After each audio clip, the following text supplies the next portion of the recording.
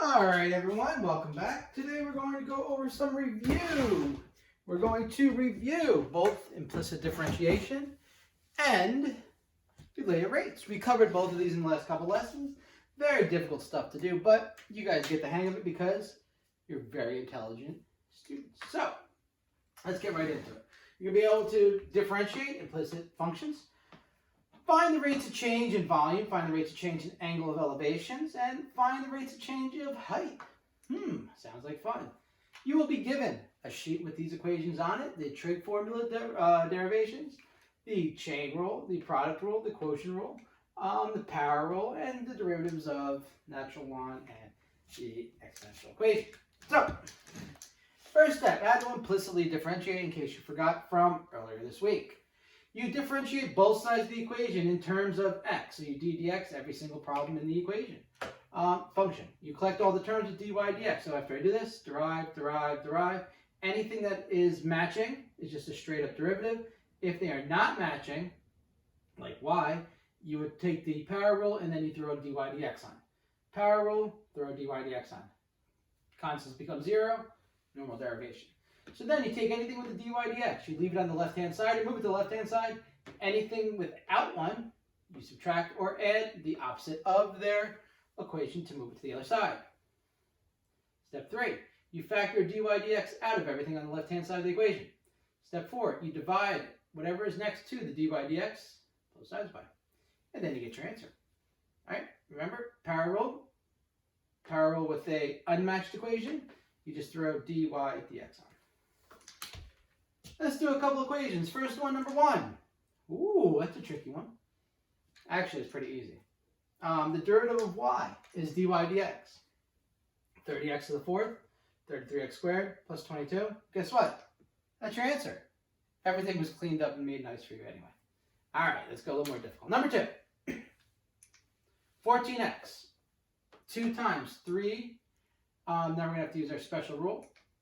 2 times 3y squared dy dx is 6y squared dy dx, and the derivative of 19 is 0. Subtract 14x from both sides, and you get 6y squared dy dx equals negative 14x. All right? So we're okay right now, but we're going to get a little more difficult. Divide both sides by 6y squared, and you get dy dx equals 14x over negative 6y squared. You could take a 2 out of both of these, leaving you with 7x negative the whole thing, 7x over 3y squared. All right, told you, it just gets a little more difficult, but pretty much once you get here, you're done. All right, problem 3.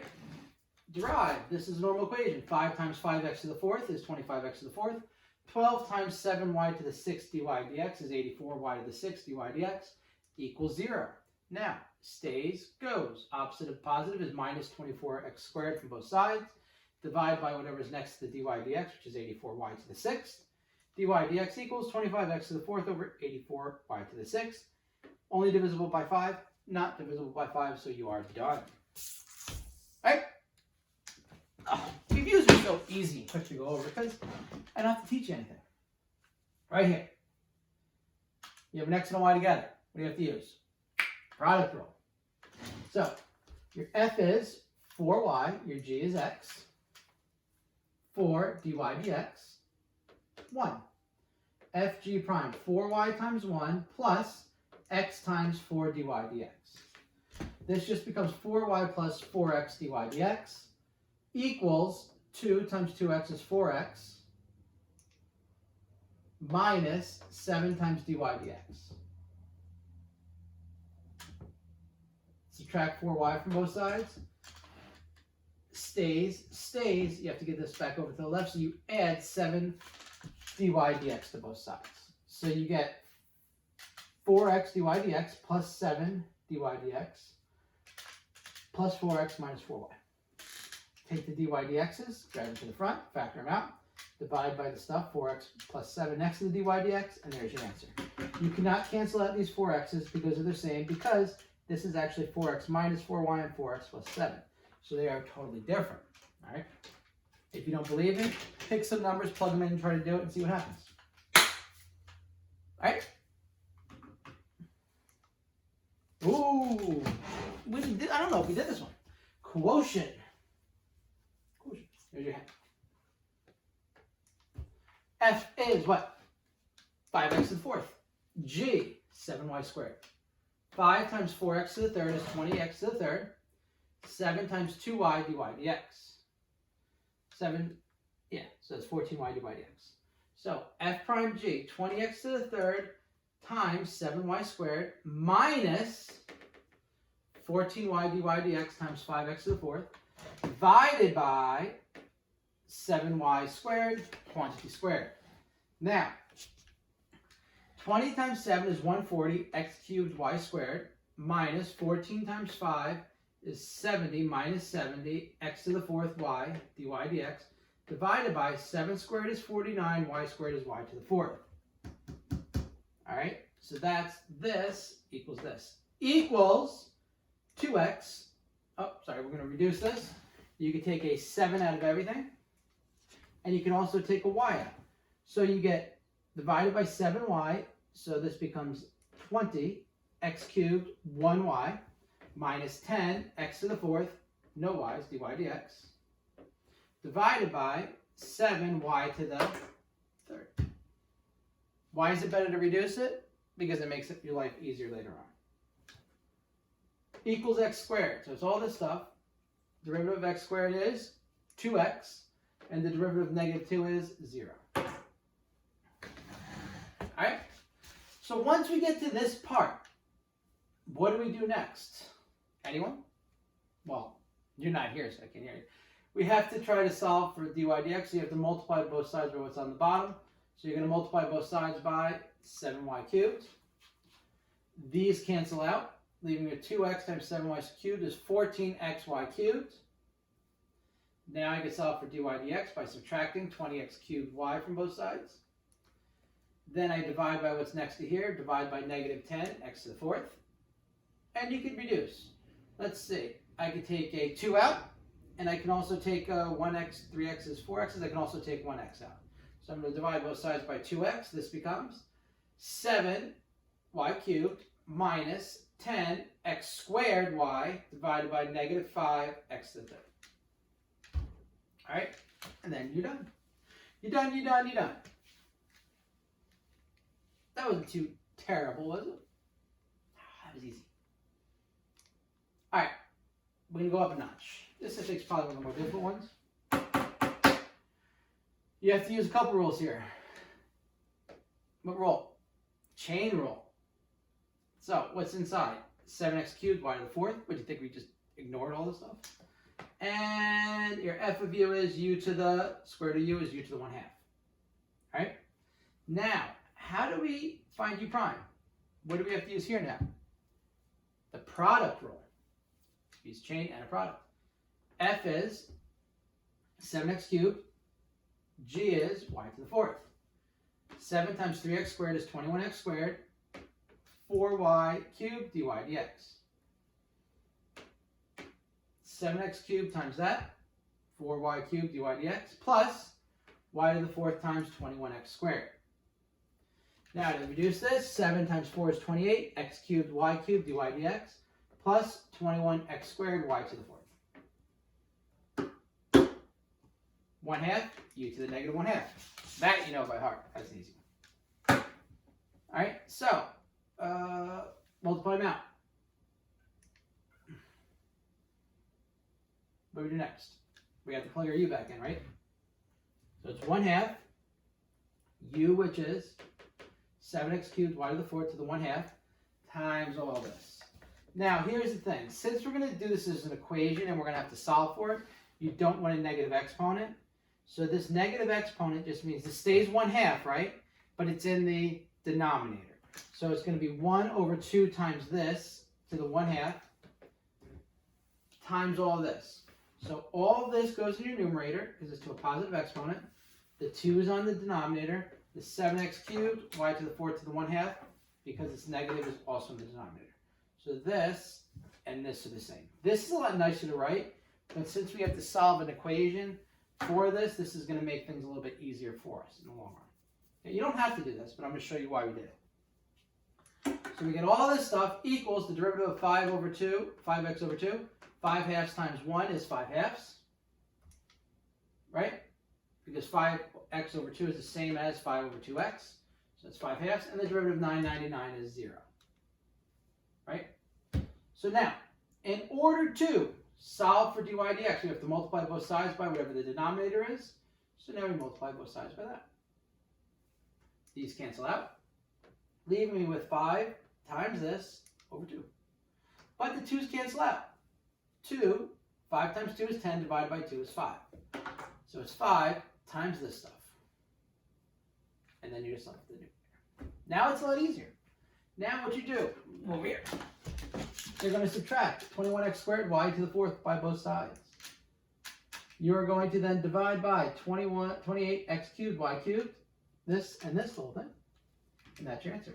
You cannot reduce by x's or y's because since this is raised to the 1/2 power, unless you actually said, okay, this is going to be 5xy squared 7x to the 1/2 power, which you technically can do, you don't really want to reduce it. But we'll just leave it like that. Yes, I know you can do the reduction and other stuff like that. But like I said, we're just trying to set up the problem and figure out how to do it. All right. That wasn't too terrible, was it? As long as you keep your work nice and neat and organized, it's easy. All right. Let's finish up with a couple of related rate problems.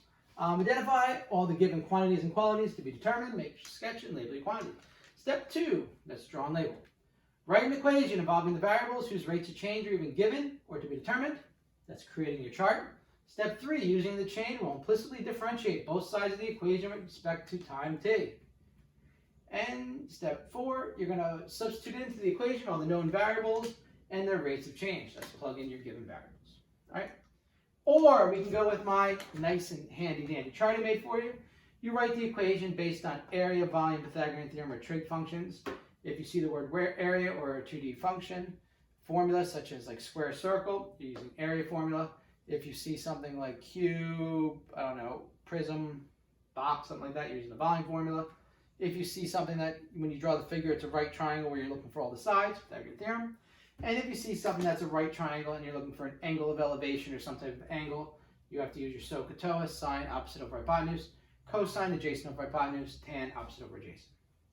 In your chart, if you see the words rate, increase, decrease, changing speed per second, per minute, per hour, it's d whatever that is over dt. That's a rate. When you derive in terms of t, if they don't match up, it's just d whatever that variable is over dt. And you solve it normally, like we said. And then finally, you substitute in all your numbers in the end. If you need me to explain this further, go back to last lesson. Explain that slide a lot better. All right, so, there's our puddle problem. I always love the puddle problem. Circular puddle has a radius of 23 inches, is drying up with the radius shrinking at a rate of 0.6 inches per minute. The 2 dashes mean inches. 1 dash is feet. What is the rate of change of the area of the puddle when this is happening? So the first thing you do is write the equation. Go. All right, circular puddle. What do we say about 2D figures? Area of a circle, pi r squared. What is given? Radius of 23, r equals 23. Shrinking at a rate. What's shrinking? The radius, dr dt. 0.06. Shrinking is a negative sign. You're trying to find what is, that's what you're finding, rate of change, so something over dt, area, dA dt. Now, derive the function in terms of t. d dt of a equals d dt x squared. dA dt. Pi is a constant, so dA dt equals pi 2r dr dt, or 2 pi r dr dt. You're going to plug in now dA dt, which we don't know, so we don't plug that in. 2 pi, you're going to plug in your radius, which is 23, and you're going to plug in negative 0.06. 2 times 23 times negative 6/10 is negative 27 and 6/10 pi inches squared per minute, which is negative 86.7 square inches per minute. So what that means is when the puddle is drying up, the radius is shrinking at negative 86.7 square inches per minute. All right. That was easy. Ugh. Some things you need to know. Distance is usually dx dt in, say, inches per minute. We weren't dealing with inches. We were dealing with distance, we're using area. dA dt or square inches per minute. And then if we happen to deal with volume, that would be dV dt, which is cubic inches per minute. Okay? So this is just some fun stuff with units, because you have to put your units in when you give your answer. All right, great. Airplane. Airplane flies at an altitude of 6 miles towards a tower at 700 miles an hour. What is the rate of change of elevation? Angle. What do we use with angles? SOHCAHTOA. When the elevation angle is 55 degrees. So, first thing, flies at an altitude of 6 miles. So this is 6 miles high, right? So that is my opposite. Towards the tower. So does the plane fly at the tower, or does it just fly across the sky? Hopefully it flies across the sky, right? Because it flew at the tower. That'd be bad for the tower. So we got an opposite, and since the plane is flying towards the tower, it goes across the sky at 700 miles an hour, we're going to be dealing actually with the adjacent. So that is tangent. All right? Do we care about hypotenuse? Not in this case. So tangent of opposite over adjacent is tangent theta equals 6 over a. Or tangent theta equals 6a to the negative 1. All right, so now let's look what we're given. We're given dA dt is 600 miles an hour. What is the rate of change? Angle of elevation is 55, so the angle is 55. Now, when the angle is 55, can we find out what A is? Yes. So what we're going to do is we're going to take our equation. Oh, also, what is the rate of change of elevation? That is d theta dt. So we can find, like I said before, we can find the A when the angle is 55 by plugging into the equation. So when this is 55, this is always 6. We can find out what A is. So we do tan 55 equals 6 over A. Make sure your calculator is in radians. Because the A is on the bottom, we kind of do like a cross multiplication thing here. A equals 6 divided by tan 55. A is 4.2. All right.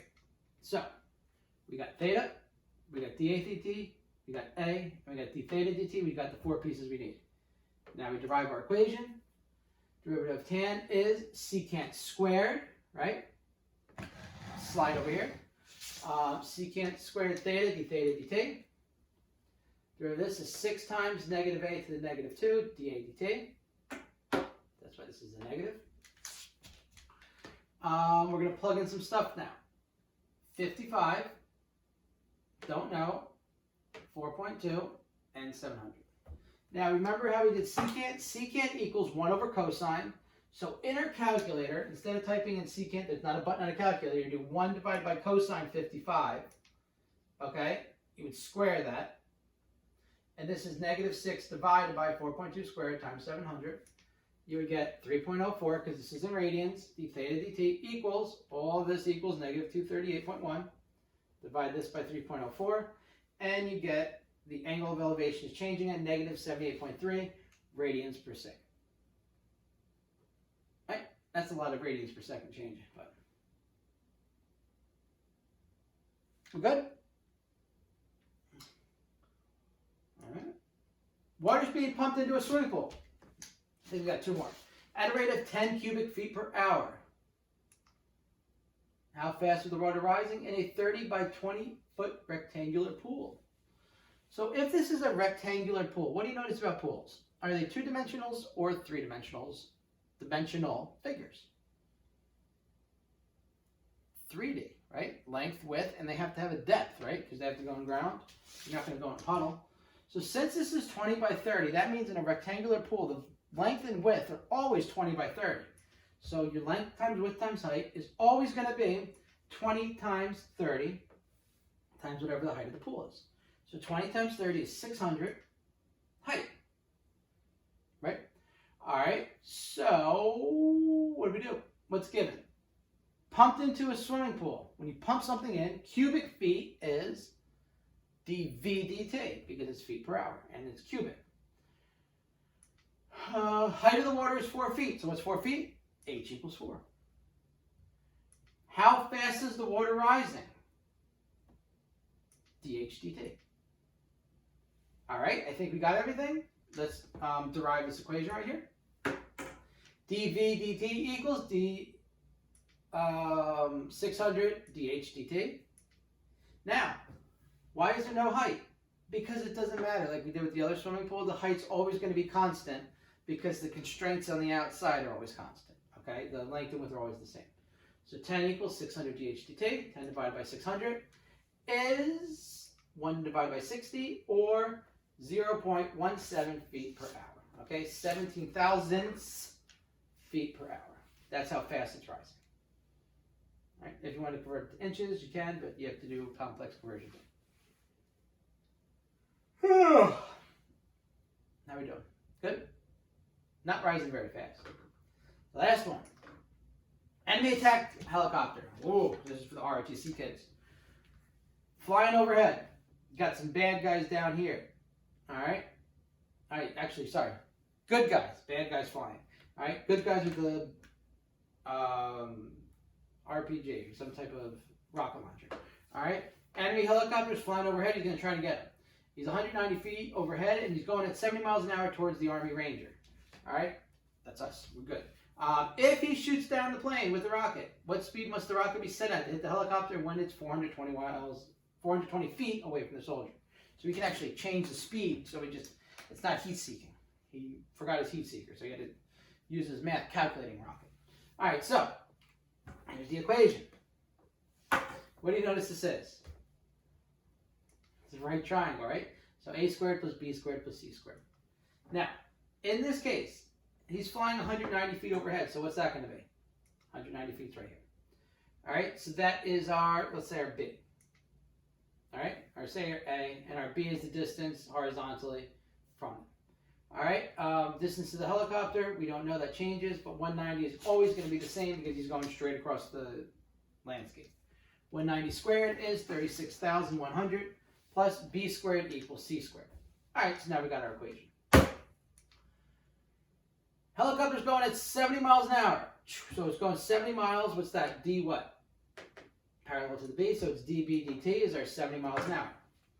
All right. If he plans to shoot it down with a rocket, what speed must the rocket be set at when the helicopter is 420 feet away? So 420 feet is the distance to the helicopter, which is listed right here. So that's going to be our C. All right. So C is 420. All right. Now, we can find out what B is when the distance to the helicopter is 420 by the Pythagorean theorem. That's why his friend's here. He's doing all the math for him right now. 190 squared plus B squared equals 420 squared. You get B squared is 140,300. B is 374. So 374.6 feet horizontally. That's him doing the math right there. I don't know if you can see it. What are you trying to find? What speed must the rocket be set at? So that's d what? dc dt. All right?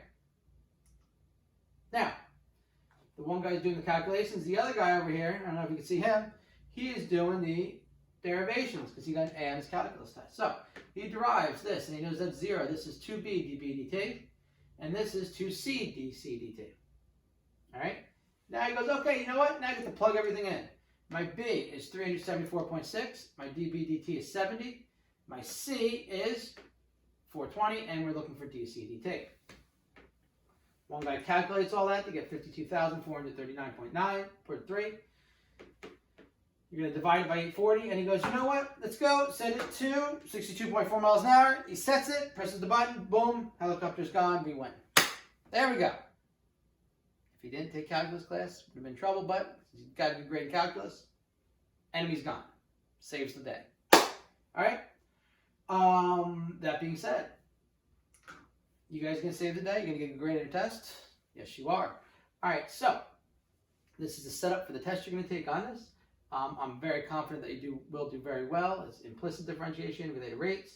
I believe you may only have to do 2 of the 4 related rate problems just for time, so you get to pick which 2 you want to do. But make sure you know how to do them all. Okay, very important that you get this right. This is like why calculus exists, to do problems like this.